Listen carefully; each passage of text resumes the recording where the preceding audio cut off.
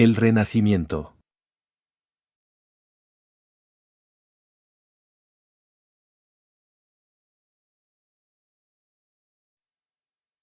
Fue un periodo importante caracterizado por la renovación del pensamiento y la sociedad. En el ámbito político, el Renacimiento trajo consigo un cambio significativo en las concepciones sobre el poder y la autoridad. Se produjo una gradual transición hacia un enfoque más secular y humanista. El humanismo, una corriente intelectual central en el Renacimiento, influyó en el pensamiento político de la época. También sostiene que se puede conocer la verdad por la razón y no por la fe. Marsilio de Padua fue un médico, abogado, soldado, teólogo, pensador político italiano que vivió en el siglo XIV. Su obra más conocida es El Defensor de la Paz, publicada en 1324, que tuvo un impacto significativo en la historia del pensamiento político. Se oponía a la idea de un papado supremo y defendía la idea de un gobierno civil con autoridad suprema, basado en el consentimiento y la participación del pueblo. Marsilio defendía la separación de poderes y abogaba por la consolidación del poder político en manos de un cuerpo legislativo representativo y que los líderes políticos debían ser responsables ante la voluntad popular. Además, abogaba por la abolición de la propiedad privada de la Iglesia y la administración de los bienes eclesiásticos por parte del Estado. Nicolás Maquiavelo fue un destacado pensador político y escritor italiano del siglo XVI. Su obra más famosa y relevante es El Príncipe y El arte de la guerra. Maquiavelo aportó ideas innovadoras y controvertidas en el ámbito del pensamiento político, rompiendo con las concepciones tradicionales de la época. En El Príncipe, Maquiavelo analiza la naturaleza del poder político y ofrece consejos prácticos para los gobernantes. Su enfoque se aleja de las ideas utópicas y moralistas, y se centra en la realidad política y en la efectividad para mantener el poder. Argumenta que los gobernantes deben ser pragmáticos, astutos y dispuestos a usar cualquier medio necesario para mantener su posición y la estabilidad de su Estado. Una de las ideas más famosas y polémicas de Maquiavelo es la separación entre la ética y la política. Sostiene que los gobernantes deben estar dispuestos a actuar inmoralmente si eso es necesario para el bienestar del Estado. Según él, la política tiene su propia moral y los líderes deben tomar decisiones basadas en el cálculo político y la preservación del poder. Y el pueblo ser puro y patriota. Crítica de Maquiavelo. En primer lugar, en relación al término Estado, Maquiavelo sostiene que este es una entidad política y soberana que busca el bienestar y la estabilidad de la comunidad. Para él, el Estado tiene el derecho y la necesidad de emplear cualquier medio necesario, incluso la violencia y la astucia, para mantenerse en el poder y garantizar la seguridad y el orden. En cuanto al término república, también realiza una crítica. En su obra Discursos sobre la primera década de Tito Livio, expresa su admiración por la República Romana como una forma de gobierno que promovía el bien común y la participación ciudadana, pero reconoce que la corrupción y las ambiciones personales pueden socavar esta forma de gobierno. Maquiavelo decía que los que estaban en el poder debían estar dispuestos a aceptar la crítica y utilizarla para mejorar su liderazgo y su gobierno.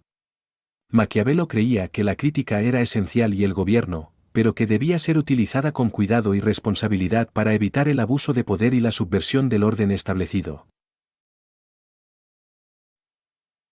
La Reforma Protestante fue un importante movimiento religioso y político que tuvo lugar en Europa en el siglo XVI. Fue liderado por Martín Lutero, un teólogo alemán, quien cuestionó las prácticas y doctrinas de la Iglesia Católica Romana de la época porque los papas eran gobernantes espirituales que vivían en lujo. Aunque la Reforma tuvo un impacto religioso significativo, también tuvo importantes implicaciones en el ámbito político y social. En términos políticos, la Reforma Protestante desafió el poder y la autoridad de la Iglesia Católica.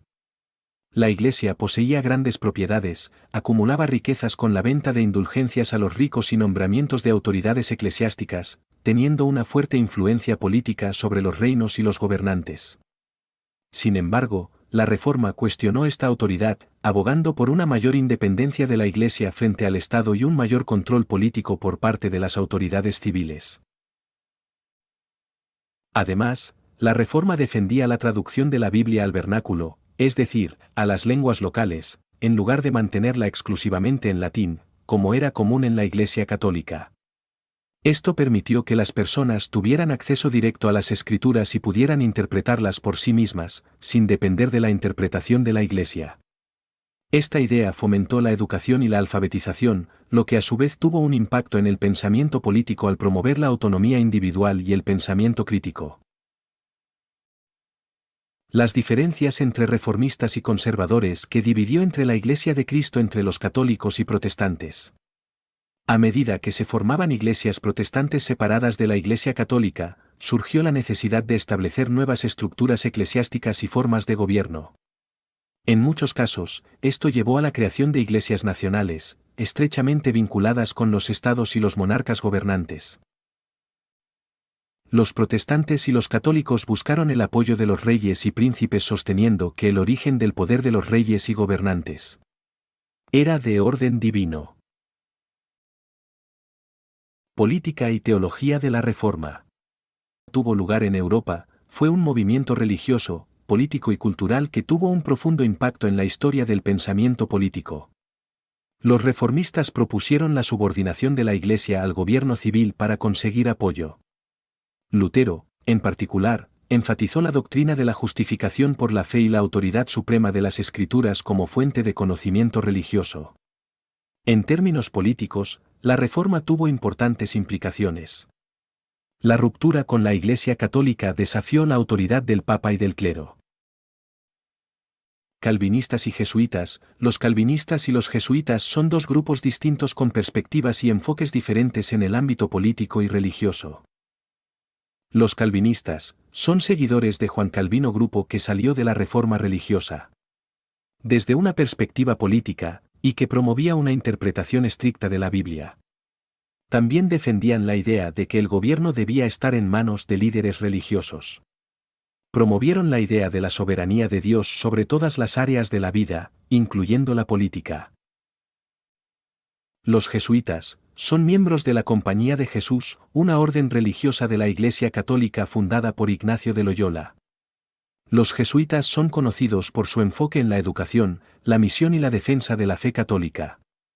Desde una perspectiva política, los jesuitas han tenido una influencia significativa a lo largo de la historia. Su enfoque político se basa en la doctrina de la Iglesia católica y en los principios de la justicia social y la promoción del bien común. En resumen, los calvinistas se atribuían ser los auténticos depositarios de la fe, y enfatizan la soberanía de Dios y la separación de la Iglesia y el Estado, mientras que los jesuitas reforman la Iglesia heredada por Roma, centrándose en la defensa de la fe católica y la promoción de la justicia social. Martín Lutero, un clérigo del orden de los agustinos y profesor de teología en la Universidad de Wittenberg, pertenecía a la clase media. En respuesta a la venta de indulgencias, Lutero clavó sus 95 tesis en la puerta de la Catedral de Wittenberg. Esta serie de proposiciones le llevó a ser excomulgado, pero fue protegido por Federico de Sajonia. En general, la reforma protestante liderada por Lutero desencadenó un proceso de descentralización religiosa y política en Europa. Sus ideas contribuyeron a la fragmentación del cristianismo y al surgimiento de diferentes denominaciones protestantes. Esto, a su vez, debilitó el poder político de la Iglesia católica romana y aumentó la influencia de los estados nacionales. También tradujo la Biblia al alemán, lo que permitió que más personas pudieran acceder a ella. Juan Calvino fue un teólogo y reformador protestante del siglo XVI, conocido por su influyente pensamiento religioso y su impacto en el pensamiento político. Su obra principal, Institución de la Religión Cristiana, abarcaba tanto aspectos teológicos como políticos. Calvino argumentaba que el gobierno civil era una institución establecida por Dios para mantener el orden y la justicia en la sociedad. Sin embargo, creía en la limitación del poder del gobierno y en la responsabilidad de los gobernantes ante Dios y la ley divina. Pensaba que los gobernantes son vicarios de Dios. En su obra Las leyes eclesiásticas, Calvino defendió la separación de poderes en el gobierno, dividiéndolos en el poder civil y el poder eclesiástico. Juan de Mariana. Fue un destacado teólogo, filósofo y escritor español nacido en el siglo XVI. Su obra tuvo una gran influencia en el pensamiento político de su época y sentó las bases para el desarrollo del pensamiento liberal y constitucionalista. Mariana defendía la idea de que el poder político se deriva del consentimiento de los ciudadanos y que éstos tenían el derecho de resistir a un gobernante tiránico. Argumentaba que el rey debía gobernar en beneficio de sus súbditos y respetar sus derechos naturales. Si el rey abusaba de su poder o violaba los derechos de los ciudadanos, estos tenían el derecho de derrocarlo. Francisco Suárez. Fue un destacado filósofo y teólogo español de la escuela jesuita. Es conocido por su defensa de la teoría del derecho divino de los reyes y su contribución al concepto de soberanía. Argumentaba que los monarcas obtenían su poder directamente de Dios, por lo tanto, estaban investidos de autoridad y deberes divinos. Sin embargo, a diferencia de algunos de sus contemporáneos, Suárez también defendió la idea de que los monarcas debían gobernar en beneficio del bien común y estaban sujetos a las leyes morales y naturales. Además, Suárez destacó la importancia del consentimiento del pueblo en el ejercicio del poder político. Sostenía que el pueblo tenía el derecho de elegir a sus gobernantes y que estos gobernantes debían actuar de acuerdo con la voluntad del pueblo y respetar sus derechos y libertades.